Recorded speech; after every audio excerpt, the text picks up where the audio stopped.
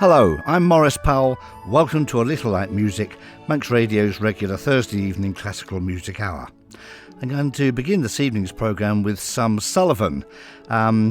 Sir Arthur Sullivan, although I believe this particular piece was written before he was Sir Arthur, just plain Arthur Sullivan, but still recognised as probably England's most significant composer, although he had not at that time met W.S. Gilbert and of course started the wonderful series of operettas.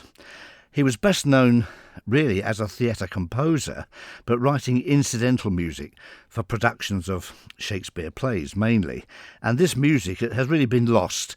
Everybody knows a tune or two from the Mikado, but how many could whistle a tune or two from The Merchant of Venice or Henry VIII or any of the other plays that he wrote music for? There's some absolute gems here, and I'm going to start with one now. This is the introduction and bourrée from the incidental music that Sullivan wrote for a production of The Merchant of Venice at the Prince's Theatre, Manchester, in September 1871.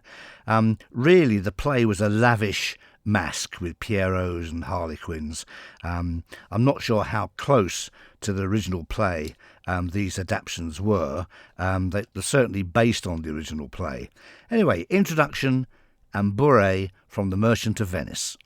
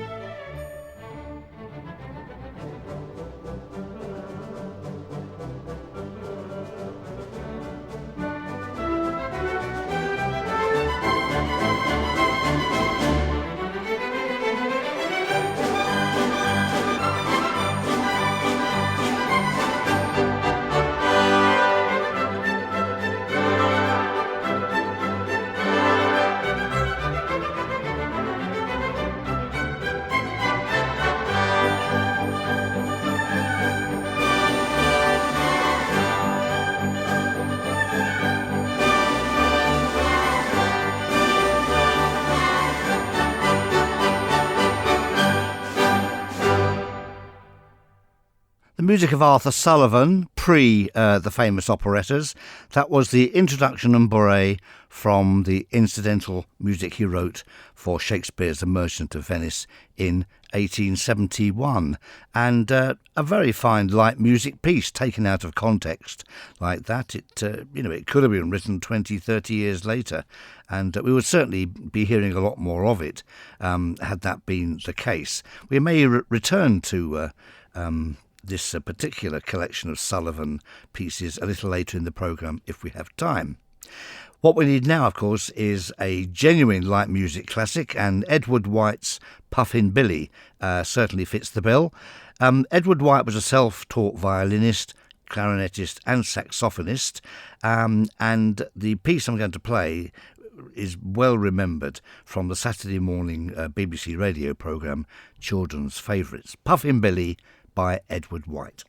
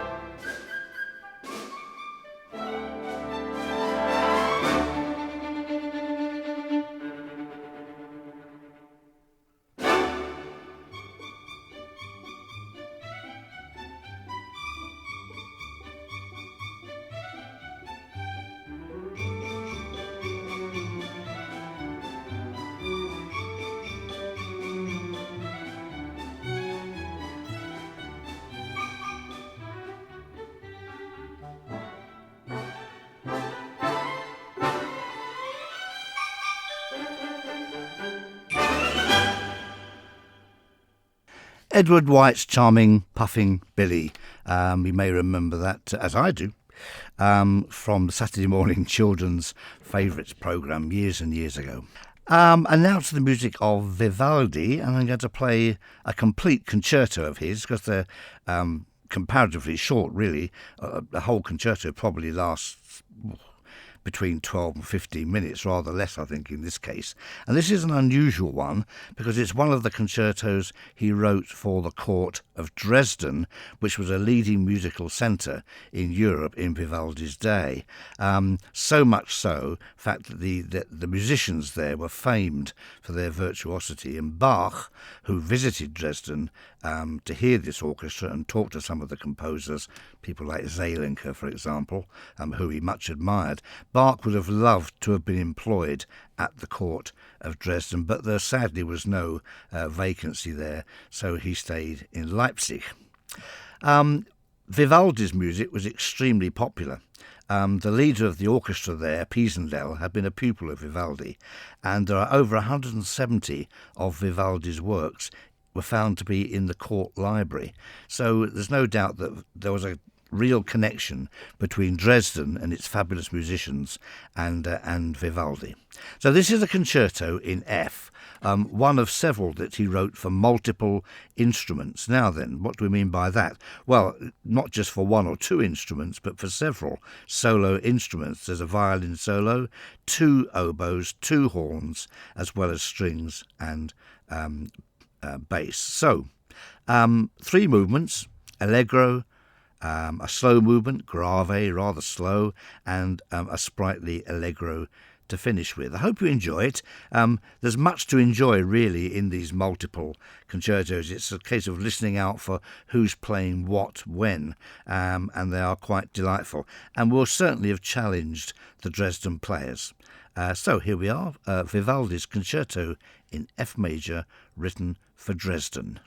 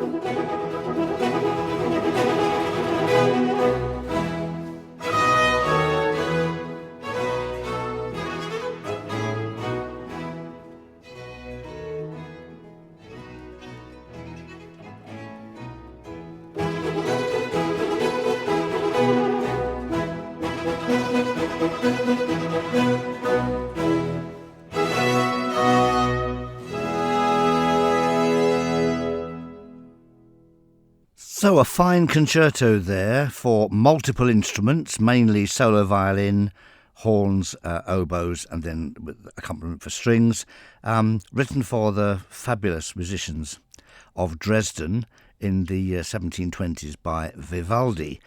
You'll have noticed, of course, that the horn parts are very taxing.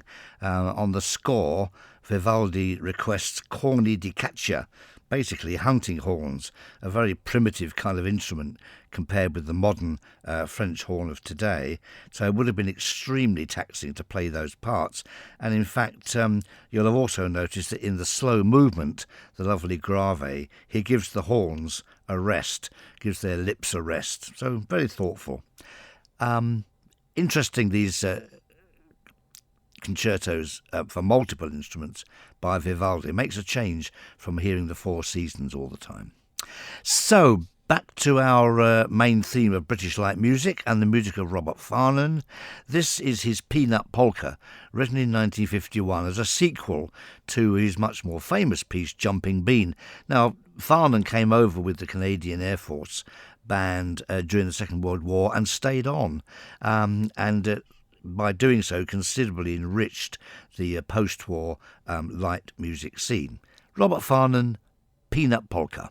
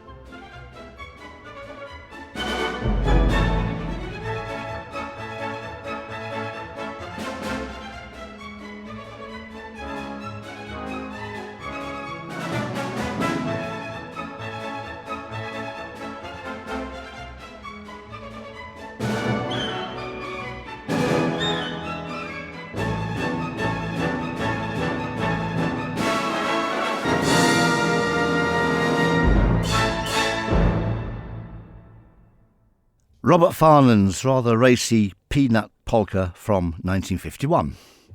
And now, for slightly less than 10 minutes, why not sit back and relax to a lovely slow movement from a symphony that I don't think I've played a single note from ever in these 6 years of this programme. And it's a symphony that's no longer really in the repertoire, but through the miracle of compact discs is one of hundreds, thousands of wonderful pieces of music which are no longer fashionable. The symphony is the Symphony No. 2 in D major by Gounod, best known, of course, for his operas and particularly Faust. The two symphonies he wrote were written in 1855, so just before the first version of Faust. The later version, 10 years later, is the one that we generally hear, a rather more puffed up version. I have to say I slightly enjoy the earlier version, an opera comique with the spoken dialogue. I rather enjoy that more. It's more in scale with things. The later version, I think, is a little bit pretentious. But anyway, that's a different story for a different time. Both of Gounod's symphonies are really attractive. They hark back in some ways to sort of Haydn, a little bit of Mozart, obviously influenced to an extent by Schubert, Mendelssohn, to an extent again by Schumann. There's a bit of everybody in here. Gounod was obviously not mainly an orchestral composer, but nevertheless these two symphonies are very attractive. So here's the Larghetto from Gounod's Symphony No. 2.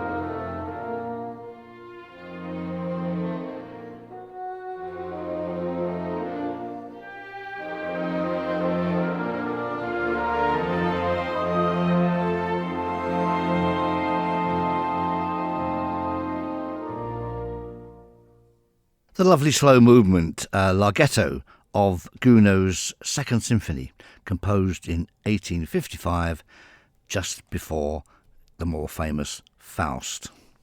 And now to the music of Elgar, and I have to thank my colleague Julian Power, the former conductor of the Isle of Man Choral Society, for drawing my attention to this piece, which I do know, and I do know the work that it comes from, but I haven't listened to it for years, and it's kind of slipped through the net.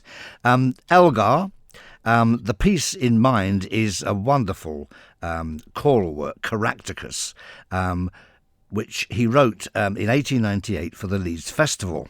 It really concerns a British chieftain, Caractacus, who made the last stand against the Romans. He was later taken to Rome, and so on and so forth. It's a very long and involved story. There's even a bit of love interest in it between Aigen and Orbin. There's an archdruid. It's full of absolutely wonderful things. As I say, written just before The Dream of Gerontius, and on many, many pages, just as equally as fine as that more famous piece. Why don't we hear Caractacus more often? Well, it does require a number of soloists. It's kind of a cantata, really, halfway between an oratorio and an opera. It's not a sacred subject. But nevertheless, it's a splendid, splendid piece. Maybe somebody will take it up one day and we'll hear the whole work in the Royal Hall at the Villa Marina, which would be absolutely fantastic. In the meanwhile, Julian draws my attention to the Triumphal March from the second part of Caractacus, a wonderful piece where Caractacus, the captured Caractacus, enters Rome. It's a march with chorus, and the chorus comes in: the march triumphal thunders amid the shouting crowd, with flash of helm and corslet, while trumpets scream aloud. It's an absolutely fantastic piece. The Triumphal March, then, from Caractacus by Elgar.